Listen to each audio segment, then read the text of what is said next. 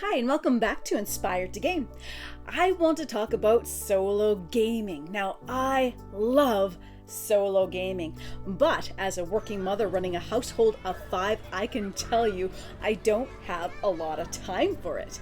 So when I do carve out a few minutes to play a solo game, it tends to be something quick, something that plays about 20 minutes. So I want to introduce you to my favorite 20-minute solo games to play.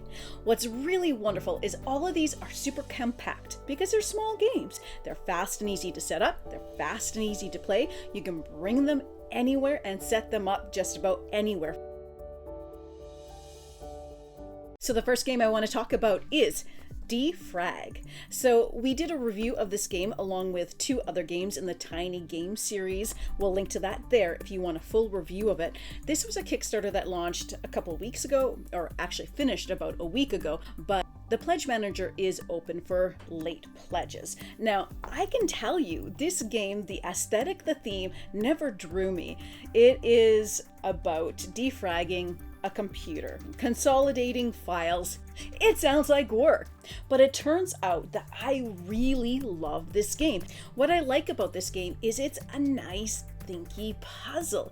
So you play out the cards into a grid, and you're going to play it over the course of 4 rounds, consolidating a certain type of active file as depicted on the top of the card. Now, as you play cards, you'll be able to rotate when you get the right synergies. You'll be able to do certain movements to put cards on top of other cards in order to score the file type that you're going for that game. It's a lot of fun. I find this one really nice and thinky for such a small and quick game. You don't usually get that much of depth of strategy in a 20-minute game, and that's what I like about this. It's almost like a little chess game.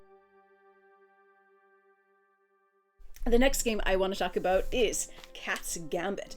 Now, this is an 18-card, 15-minute solo chess puzzle by Tate Wu.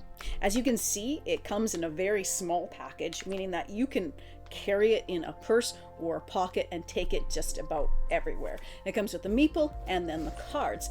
Now, I love the aesthetic of this one. It's cats, and you know me, I love cats. And what's interesting about it is each of the cards moves or is placed like its corresponding chess piece. So you have your queen, which is your central piece that you start down, alongside with a shuffled deck and a meeple on it.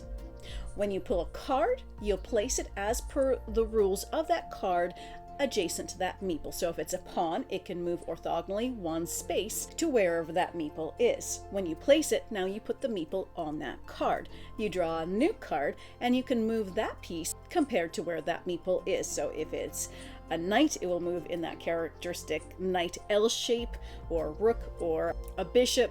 All those cards are there and move in the same way as you experience within chess. Now, also in this deck is the Catkins. The Catkins are cat kraken cards that can put your queen into check. If they ever do that, you flip your queen to the reverse side. So the first side has 5 points, reverse side is 1 point, so you've lost some points by that.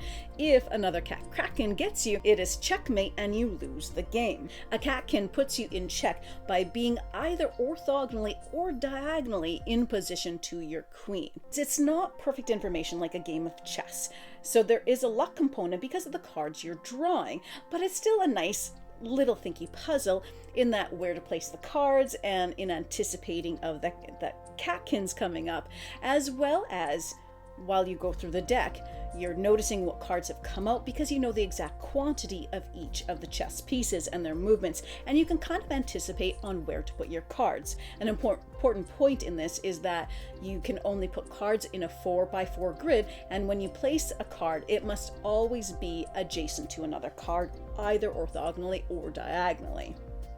This little game is actually surprisingly addictive and a fun one to play. Now, the next game I want to talk about is A Gentle Rain. Haha, it's upside down. A Gentle Rain. Now, A Gentle Rain is the most zen gaming experience I have ever had. The whole game is a meditation. It is mindfulness in action. action. Even as you open it and remove the rulebook, the first instruction is to take a deep breath and relax. The rulebook even goes on to say, put on some calming music, make a cup of tea if you like, and stretch before you start. To play the game, you're putting down tiles. You start with one tile down, and then you place another one adjacent to it, connecting flowers of the same color. Once you connect flowers in a set of 4, meaning there's a circle gap in between them, you get to take your flower tokens and place one of them in that place that matches one of the surrounding completed flowers. This represents the flower blossoming in the gentle rain. Play continues with the goal of placing all of the flower tokens, blossoming them all, before the tiles run out. It's a very meditative experience, and now this game has actually been well sought over for the past year, and it has been out of print. But happily, a new release is coming out next year, so this lovely little game will be reprinted. It plays about 10 to 20 minutes. It's nice and relaxing, and it's absolutely an experience to play. Now, the last game I'm going to talk about is Naturopolis.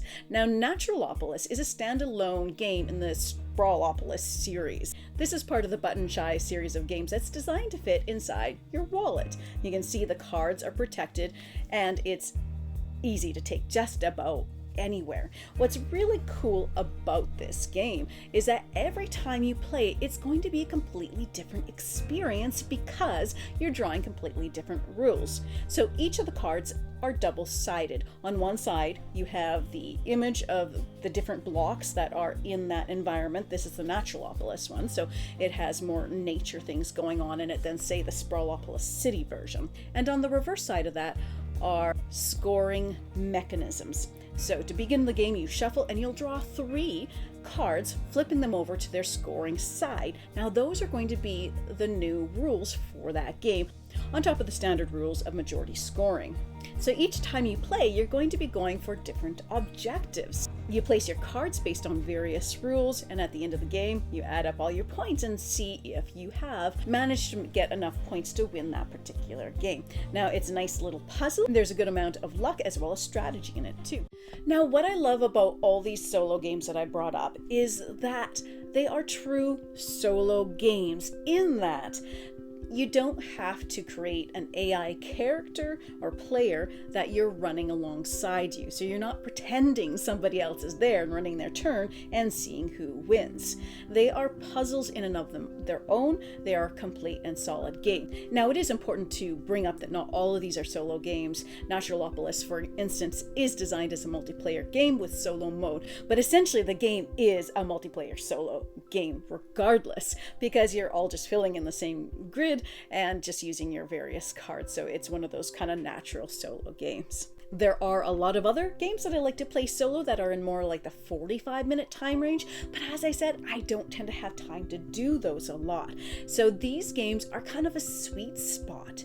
To take time in a day to play a 20-minute game can be an expression of self-care for me that can make a big difference for my mental health, my level of happiness, and therefore my level of productivity as well.